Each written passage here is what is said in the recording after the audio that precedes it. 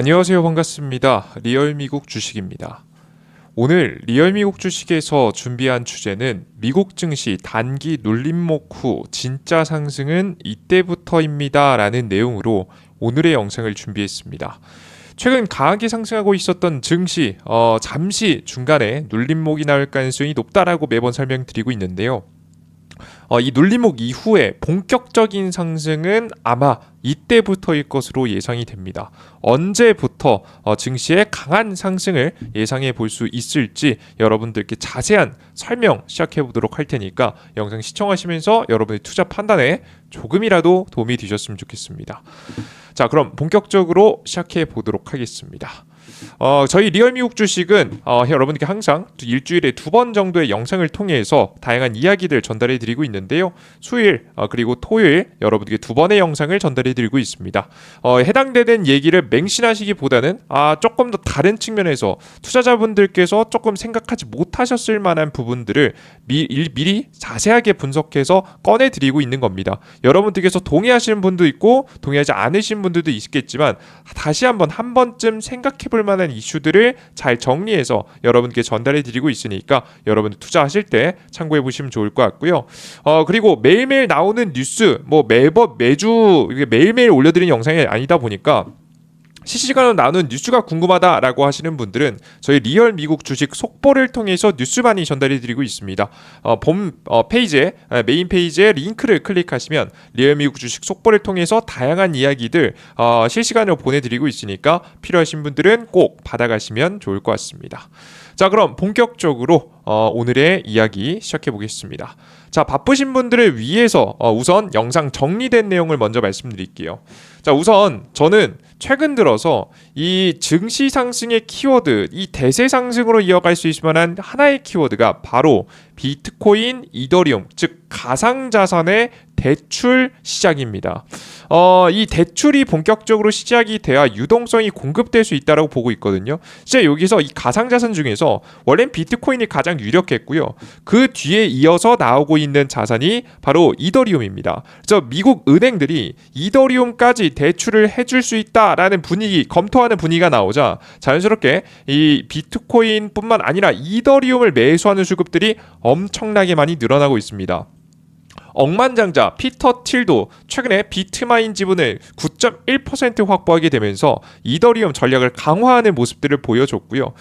블랙록 같은 경우에도 ETF를 적극적으로 밀면서 계속해서 이더리움을 강조하고 있죠. 그 이외에도 이더리움을 매수하는 수급들이 몰리게 되면서 이더리움이 급등하고 있는데 이것 또한 역시나 이 대출의 영향일 것이라고 보여집니다. 그래서 앞으로 가상자산 담보 대출이 유동성 공급의 핵심이 될 것이라고 보여지니까 이 이슈를 잘 주목해 보면서 계속 여러분들께서 보셔야 증시가 본격적으로 언제부터 유동성이 더 많이 증가하는지 확인할 수 있을 것 같아서 해당되는 이야기를 가져와 봤어요. 근데 여러분 다들 조금 그래도 알고 계시는 분들은 근데 좀 의문이 드실 거예요. 지니어트 액트법 통과되면서 이미 비트코인의 유동성 공급 이미 미국 자산으로 올 수 있는 거 아니야? 이런 생각을 하시는 분들도 있을 것 같아요. 그죠? 근데 지니어스 액트법은 한계점이 존재합니다. 어떤 한계가 존재하는지 설명해 드릴 거고요. 그에 따라서 왜 가상자산 담보대출, 정확히는 비트코인하고 이더리움의 담보대출이 허용되는 게 왜 증시의 유동성을 공급할 수 있는지 자세하게 말씀드려 보도록 할 테니까 꼭 참고해 보시면 좋을 것 같습니다. 자, 그럼 자세한 이야기 시작해 보겠습니다. 자, 일단 우선 트럼프 1기 관세 충격이 한번 오고 나서 미국 증시는 회복의 분위기가 이어갔다가 바로 상승하지 못합니다. 바로 중간중간에 보시면 아시다시피 관세로 인한 충격도 이미 꽤나 남아있는 상태고 그 이외에 다양한 단점들, 이 위기들이 존재하기 때문에 항상 증시는 대세 상승으로 계속 이어가는 경우 그렇게 많지 않아요. 중간중간 어느 정도의 잡음이 좀 생깁니다. 그런데도 불구하고 유동성이 계속 공급된다면 증시는 올라가게 되겠죠. 우리도 현재 딱 어떤 시기에 남아있다고 보냐면 이게 2018년도 19년도거든요. 관세 충격 이후에 강한 상승 반등 나왔다가 살짝 꺾였다가 대세 상승을 이어갔습니다. 그리고 나서 코로나 바이러스가 터지기 전까지 계속해서 상승세를 보여줬었는데요. 이번에도 굉장히 비슷할 거라고 보고 있습니다. 결국 유동성이 풀리면서 올라가는 시장이라고 보이는데요. 중간중간 물론 잡음은 있겠지만 상승이 나올 나올 거라고 보고 있습니다. 저는 근데 이 상승 중에서도 이 대세 상승으로 이어가는 이 흐름, 이 횡보하다가도 큰 상승이 나오기 위해서는 어떤 조건이 필요한지에 대해서 고민해 보다 보니까 이 가상자산 대출이 가장 유력하지 않을까라는 생각을 했습니다. 자, 그럼 도대체 이 가상자산 담보대출이 왜 이렇게 중요하느냐? 이미 지니어스 액트법을 통해서 유동성이 공급된 거 아니냐 생각할 수 있겠죠. 그래서 자세하게 좀 뜯어봤습니다. 뜯어봤더니 지니어스 액트법의 유동성 공급에 단점이 하나 있습니다. 다 굉장히 장점이 크죠. 근데 단점이 하나 있습니다. 지니어스 액트법은 달러를 보유한 만큼 비트코인, 스테이블 코인을 발행하는 방식으로 발행되는 겁니다. 그래서 이런 코인들이 많이 발행되면 많이 발행될수록 뭘 할 수 있냐면 비트코인으로 이런 코인 같은 것들로 스테이블 코인을 살 수 있습니다. 자, 근데 이 스테이블 코인을 살 수 있기 때문에 미국의 채권을 사는 것과 동일한 효과를 좀 가져오면서 미국의 자산 시장에 유동성을 공급해 주는 건데 단점이 하나 있습니다. 뭐냐면 이 비트코인은 스테이블 코인을 사는 게 그냥 매수합니다 하고 매수하는 게 아니고요.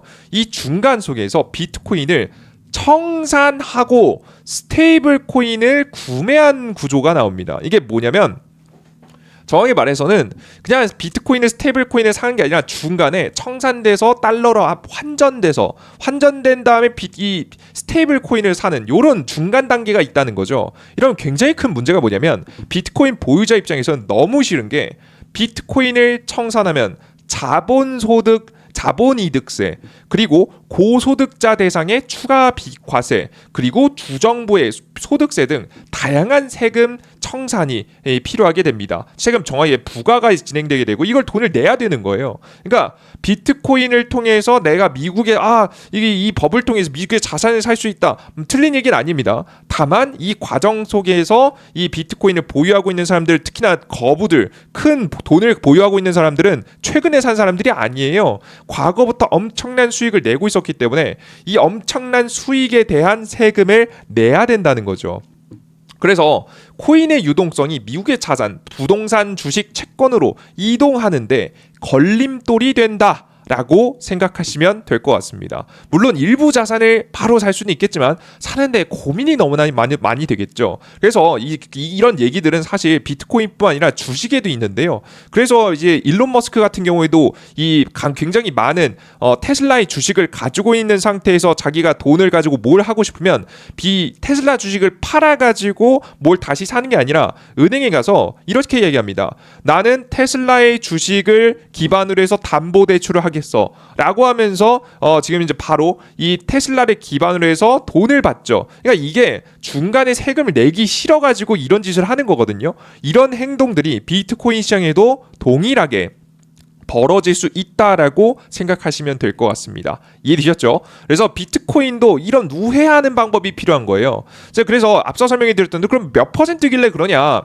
이게 정확한 내용 아니고 대략적으로 검색한 내용이니까 참고해 주시면 좋을 것 같습니다.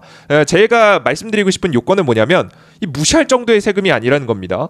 단기 자본 소득세, 이득세, 단기 자본은 크게 이건 별로 없을 것 같고요. 밑에 있는 것부터 보여드릴게요. 장기 자본 이득세는 자산을 1년을 초과하여 보유한 후 매도하여 발생한 이득인데 단기 자본 이득세보다 훨씬 낮은 우대세율이 적용이 됩니다. 투기성이 아니라고 판단하니까. 근데 주로 0%, 15%, 20%의 세 가지 세율이 있으며 이는 납세자의 과세소득 구간에 따라 결정된다. 그러니까 기본적으로 이 비트코인을 많이 들고 있는 사람들이 돈을 많이 벌겠습니까? 적게 벌겠습니까? 당연히 많이 버는 사람은 많겠죠. 그러니까 웬만한 사람들이 20%다 때려 맞는 거예요. 난 그래서 비트코인을 나는 뭘 하고 싶으면 애초에 한번 청산을 해야 되기 때문에 20%의 세금을 때려 맞을 수밖에 없는 상황이 만들어질 수 있다라고 보시면 되겠죠. 그래서 사실상 절대 무시할 수가 없는 거예요. 여기에다가 고소득자 세상에서 3.5% 과세 때려 맞으면 이것도 겹칩니다. 이게 유해주 그러지 않아요. 다 겹치는 거고요. 주소득세라는 것도 있습니다. 지금 주소득세가 뭐냐면 미국은 다양한 주가 있잖아요. 주마다 법이 조금씩 다릅니다. 특히나 세금법이 많이 다른데 50개 주 중에서 41개 주에 존재하는 게 주소득세입니다. 9개 주가 부과가 안 한 지역도 있긴 하지만 거의 대부분의 지역이 세금을 과세한단 말이죠. 지역별로 좀 상이합니다. 정확한 수치를 다 가져온 건 의미가 없으니까 대략적으로 한 10% 안팎입니다. 그러니까 대략 이것만 더해봐도 20% 때려 맞죠. 아까 전에 지금 자본소득세 자본 이득세 때려맞고 20% 때려맞고 3.8% 때려맞고 10% 때려맞으면 몇 퍼센트입니까? 33.8%입니다. 물론 이건 너무 이제 이런저런 거 상황 생각해보지 않고 그냥 대략 단순 계산한 거다 보니까 정확한 수치는 아니지라도 절대 무시할 수 있을 만한 세금은 아니라는 거죠. 그래서 사실상 이런 비트코인 투자자들이 정말 한번 우회해서 미국 자산을 사기 위해서는 오히려 뭐가 필요한 거냐면 청산이 없이 미국의 자산으로 바꿀 수 있는 미국 달러로 이 비트코인을 달러로 바꿀 수 있는 비트코인 이더리움 대출이 가장 이 자산가들이 원하는 거라는 거죠. 그래서 최근 미국의 은행들이 드디어 움직임을 시작했습니다. 특히나 그들 중에서도 JP모건 체이스 제이미 다이먼이라는 사람이 옛날부터 비트코인을 싫어했어요. 비트코인에 대해서 제대로 자산이 아니다 비판적인 시선을 굉장히 많이 보내던 인물인데 이 인물이 최근에 무슨 얘기를 꺼냈냐? 비트코인 이더리움을 기반으로 해서 담보대출을 하는 상품을 준비 중이다라는 이야기를 합니다. 최근에 21일 파이낸셜 타임즈는 사안에 정통한 복수의 관계자를 이용해 이같이 보도했는데요. JP모건은 고객이 보유한 가상자산을 담보로 현금을 대출하는 신상품을 구상 중이며 현재 내부적으로 출시 가능성과 구조를 타진하고 있는 것으로 전해졌다고 합니다. 이는 최근 뱅크 오브 아메리카, 시티은행 등 미국의 주요 대형 은행들이 스테이블 코인 발행과 관련한 움직임을 보이고 있는 가운데 나온 결정이다라고 이야기 나오고 있습니다. 그러니까 얘네들이 다 시장 먹을 것 같은데 적극적으로 이제 이 상품의 스테이블 코인은 조금 고민이 되는 시점에서 다른 돈 내는 게 없을까 살펴보다 보니까 진짜 자산가들이 원하는 건 대출이었다는 거죠. 청산하지 않아도 되니까. 그래서 보시는 바와 같이 비트코인에 대해서 지속적으로 회의적인 입장을 보였던 제이미 다이먼이 최근에 스테이블 코인에 대해서는 관여할 것이라고 입장을 밝히면서 유연한 태도도 돌아섰고요. 심지어는 대출까지도 우리가 상품을 준비하고 있다라는 이야기를 꺼냈습니다. 자, 그럼 도대체 언제부터냐라고 하면 이르면 내년부터 출시다라고 이야기를 꺼냈습니다. 정확하게는 이런 출시에 대한 이야기가 구체적으로 이미 나오기 시작했고 빠르면 내년부터 출시할 예정이라고 하니까 요거는 내년 초보다는 내년 중순 이후가 될 가능성이 높겠죠. 하반기가 될 가능성이 좀 높다라고 예상이 되고요. 언제 출시할지 정확하게 밝히진 않았습니다.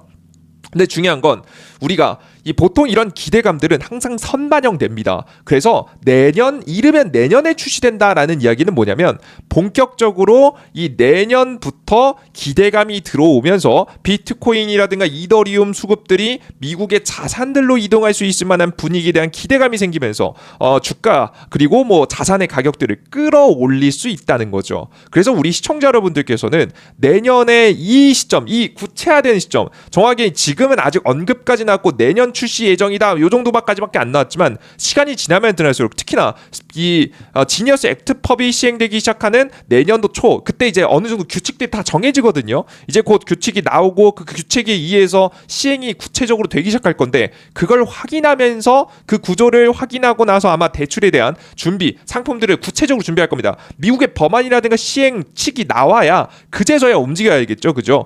그 전까지는 사실 움직일 수가 없으니까 법의 나온 다음에 이 가이드라인 안에서 움직여야 되니까요. 그래서 다시 한번 여러분들께 설명드리면 지금부터는 우리가 기대해봐야 되는 정말 미국의 앞서 설명드렸던 2018년도에 나왔던 대세 상승들 횡보하다가 대세 상승으로 이어가는 흐름들 이 흐름의 핵심에는 이 대출이 굉장히 중요한 역할을 하게 될 것이라는 예상이 된다라고 생각하시면 좋을 것 같습니다. 이해되셨죠? 그래서 저는 최근에 비트코인뿐만 아니라 이더리움 가격이 미친듯이 상승했거든요.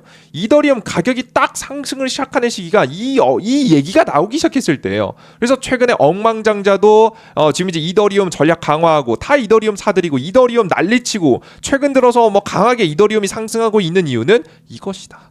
다른 이유가 아니다. 이 이더리움을 가지고 있으면 그걸 담보로 대출해가지고 돈을 받을 수 있으니까 유동을 할 수 있으니까 이런 행동을 하고 있는 것이다라고 여러분께 생각을 하시면 될 것 같습니다. 이런 얘기들을 뭐 제가 다른 데서는 보진 못했어요. 근데 자세하게 우리가 살펴보다 보면 이럴 수밖에 없습니다. 그래서 여러분들께 이 소식을 미리미리 빠르게 전달해 드리기 위해서 오늘의 영상을 좀 만들었다라고 생각하시면 될 것 같습니다. 그래서 우리가 앞서 설명드렸던 오늘 주제 미국 증시 단기 눌림목 기록 이후에 좀 흔들림이 좀 있겠지만 상승 추세 보여주겠죠. 그러다가 진짜 상승이라는 거 앞서 설명드렸던 박스권을 뚫고 폭발적인 성장이 나오면서 정말 과거에 2019년도에 나왔던 대세 상승은 아마 지금 이제 비트코인, 이더리움의 대출 상품이 나오기 시작하는 시점부터 본격적으로 그 대출을 통해서 달러를 반득했죠. 이 달러를 이 유동성을 딱 이동하는 시점부터 그때부터가 진짜 움직임이 시작될 가능성이 높다.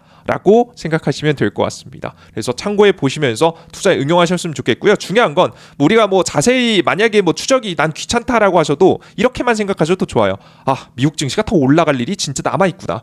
호재성 뉴스가 다 나온 게 아니라 이제부터 더 터질 만한 호재성 뉴스가 있구나 라고 생각하시면서 중장기 금리인하뿐만 아니라 유동성을 공급해 줄 수 있는 이런 이슈들 상세하게 나올 때마다 계속해서 뉴스 브리핑을 통해서 전달해 드릴 테니까 매번 영상 잘 시청해 주시면 좋을 것 같습니다. 아시겠죠? 좋습니다. 자, 그 이외의 지표 발표 간단하게 보겠습니다. 지표 발표 이번 주에 나왔던 지표 발표 그리고 다음 주에 나올 지표 발표 간단하게 볼 건데요. 8월 의장의 연설에서는 별 말 없었고요. 특별한 말 없었고 주택 판매가 살짝 줄어들긴 했으나 이건 금리가 높아가지고 어쩔 수 없는 것 같아요. 그죠?